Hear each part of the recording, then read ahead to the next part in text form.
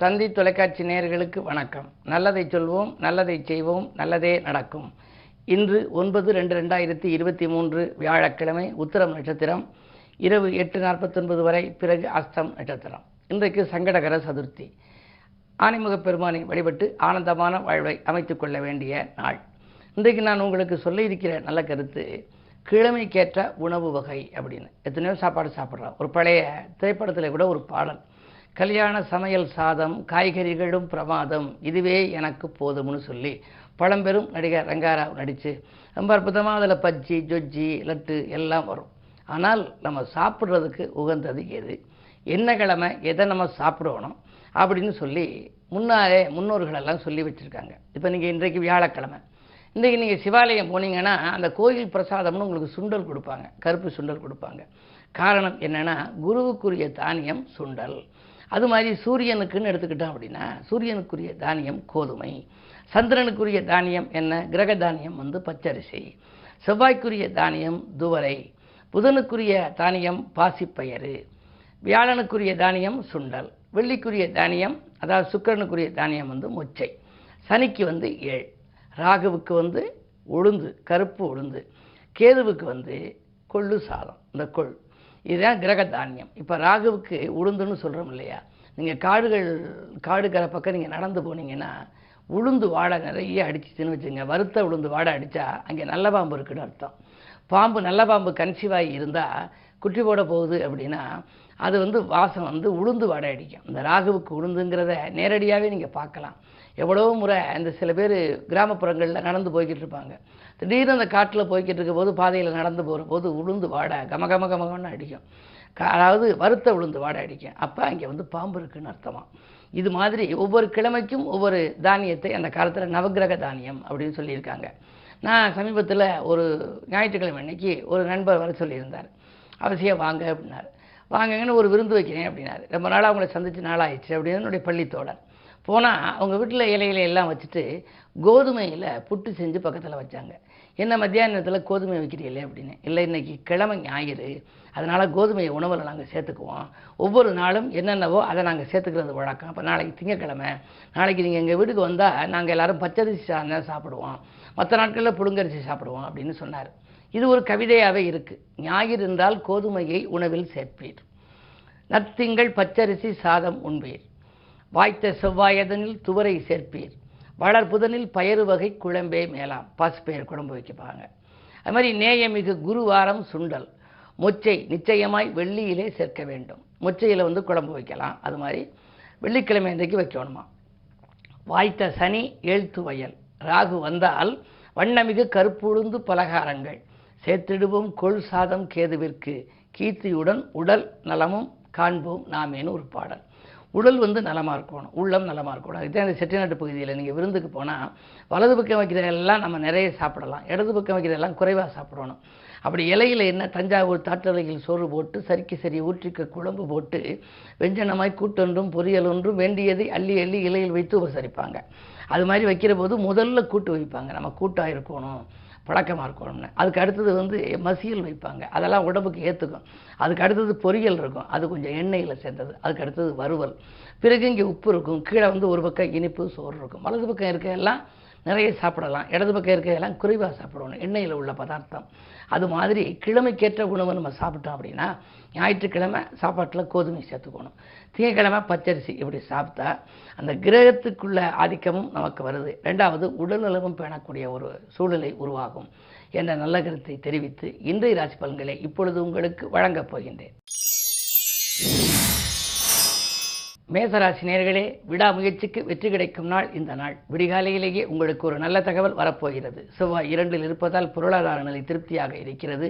ஜென்மத்தில் ராகு, பயணங்களால் உங்களுக்கு பலனுண்டு. அலைச்சல் இருந்தாலும் ஆதாயம் கிடைக்கும். இந்த நாள் உங்களுக்கு நல்ல நாள். ரிஷபராசி நேயர்களே, உங்களுக்கெல்லாம் ஜென்மத்திலே செவ்வாய் இருப்பதால் விரயங்கள் கூடுதலாக இருக்கும்.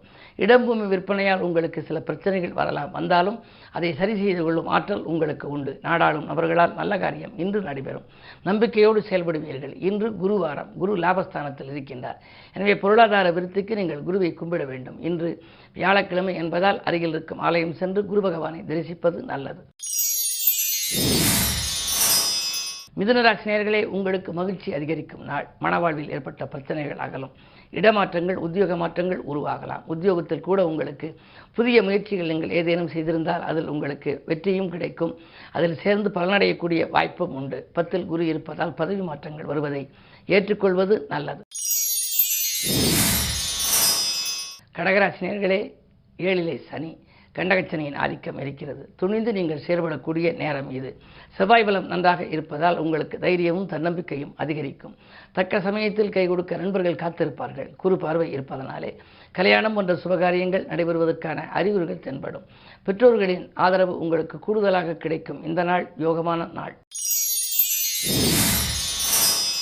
சிம்மராசி நேயர்களே, 8லே குரு பகவான் இருக்கிறார். 3லே கேது. உடன்பிறப்புகளும் உடன் இருப்பவர்களும் உங்களுக்கு உறுதுணையாக இருப்பார்களா என்பது சந்தேகம்தான். கடன் சுமை கூடிக்கொண்டே போகலாம். பிள்ளைகள் உங்கள் சொற்படி கேட்பது அரிது. பிள்ளைகளை நீங்கள் நெருப்படுத்தி அமைத்துக் கொள்வது நல்லது. பிள்ளைகளை மேலும் உங்கள் மேற்பார்வையில் வைத்துக் கொள்வதே உத்தமம்.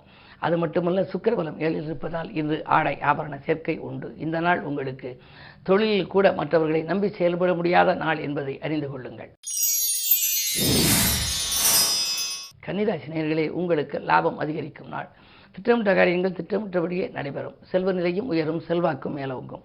குரு பார்வை இருப்பதால் நீங்கள் எதை செய்தாலும் அது நல்லபடியாகவே முடியும். அரசு வழியில் கூட எதிர்பார்த்த சலுகைகள் இன்று கிடைக்கலாம்.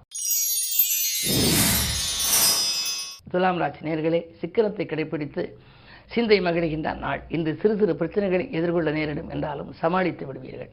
ஜென்மத்தில் கேது இருப்பதால் ஆன்மீக நாட்டம் அதிகரிக்கும். 6லே குரு இருப்பதால் ஊரில் பகை என்பார்கள். எனவே உடன்பிறப்புகளும் உடனிருப்பவர்களும் பகையாக உங்களுக்கு இருக்கலாம். உதட்டில் ஒன்றும் உள்ளத்தில் ஒன்றும் வைத்து பேசுபவர்களாகவே இருக்கும். இதிலிருந்து நீங்கள் விடுபட இன்று குருவை கும்பிடுவது நல்லது. விருச்சிக ராசி நேயர்களே, உங்களுக்கெல்லாம் சந்திக்கும் நண்பர்களால் சந்தோஷம் கிடைக்கும் நாள். நீங்கள் சிந்தித்த காரியங்கள் எல்லாம் சிறப்பாக முடியும். தக்க சமயத்தில் தொழில் வளர்ச்சியும் தக்க விதத்தில் தொழில் வளர்ச்சி ஏற்படும். தக்க சமயத்தில் நண்பர்கள் கை கொடுத்து உதவுவார்கள். அது மட்டுமல்ல, உங்களுக்கு 4ஆம் இடத்தில் சுக்கிரன். பெண்வழி பிரச்சனைகள் அகலும். பெண்களால் பெருமை சேரும். இல்லத்தில் உள்ளவர்கள் உங்களுக்கு நல்ல வழிமுறைகளை கற்றுக் கொடுப்பார்கள். செவ்வாய் பலமும் நன்றாக இருக்கிறது. எனவே தைரியத்தோடு துணிந்து சில முடிவுகளை எடுத்து தொழிலை வளப்படுத்திக் கொள்வீர்கள். உத்தியோகத்தில் உங்களுடைய கருத்துக்களை மேலதிகாரிகள் ஏற்றுக்கொள்வதோடு மட்டுமல்ல, உங்களை பாராட்டுவர். தனுசு ராசி நேயர்களே, உங்களுக்கெல்லாம் 2லே சனி. உங்கள் ராசியை கேது பார்ப்பதால் ஆரோக்கியத்தில் தொல்லை வரத்தான் செய்யும். முன்னேற்ற பாதையில் முட்டுக்கட்டைகள் வரலாம். மிக கவனம் தேவை. உங்களுடைய முன்னேற்றத்தை அருகில் இருப்பவர்களிடம் முன்னதாகவே சொல்ல வேண்டாம். உத்தியோகத்தில் இருப்பவர்கள் உங்களுக்கு மேல் பதவி கிடைக்கப் போகிறது என்பதை சக பணியாளர்களிடம் சொன்னால் அது நின்று போகலாம். எனவே உங்கள் முன்னேற்றத்தை வந்த பிறகு சொல்ல வேண்டுமே தவிர முன்னதாகவே சொல்வதை நிறுத்திக் கொள்வது நல்லது. 2ல் சனி இருப்பதால் சில காரியங்கள் கடைசி நேரத்தில் தான் கைகூடும். இந்த நாள் மேலும் இனிய நாளாக அமைய வியாழக்கிழமை என்பதால் குருவை கும்பிடுவது நல்லது. மகர ராசி நேயர்களே, உங்களுக்கெல்லாம் ஜென்மச்சனியின் ஆதிக்கம் ஒருபுறம். சனியோடு சூரியன் இணைந்து பகைக்கிரகம் இணைந்திருப்பதால் இன்று உங்களுக்கு மன நிம்மதி எள்ளளவு கூட இருக்காது. திட்டமிட்ட காரியங்கள் திசை மாறி செல்லலாம். எதிரிகளின் பலம் மேலோங்கி இருக்கும். இதை செய்வோமா அது செய்வோமா என்று சிந்திப்பீர்கள், ஆனால் செய்ய இயலாது. அரசு வழியிலும் தொல்லைகளுக்கு ஆட்பட நேரிடும். மிக மிக மிக கவனம் தேவை. கும்பராசி நேயர்களே, உங்களுக்கு சந்திராஷ்டமம். எதை செய்தாலும் நீங்கள் யோசித்து செய்ய வேண்டிய நேரம். உறவினர் பகை உருவாகலாம். முன்னேற்ற பாதையில் சறுக்கல்கள் வரலாம். பணப்பொறுப்பு சொல்லி யாருக்கேனும் தொகை வாங்கி கொடுத்தால் அதனால் பிரச்சனைகள் உருவாகலாம். நிதானத்தோடு நீங்கள் செயல்பட வேண்டிய நாள் இந்த நாள். மீனராசி நேயர்களே, உங்களுக்கு உதவிக்கரம் நீட்டுபவர்களின் எண்ணிக்கை உயர்கின்ற நாள். உற்றார் உறவினர்கள் உங்கள் பணிக்கு உறுதுணையாக இருப்பார்கள். பெற்றோர் வழியிலும் உங்களுக்கு பிரியங்கள் கூடலாம். பிள்ளைகளின் எதிர்கால நலன்கருதி நீங்கள் தீட்டிய திட்டங்கள் வெற்றி பெறும்.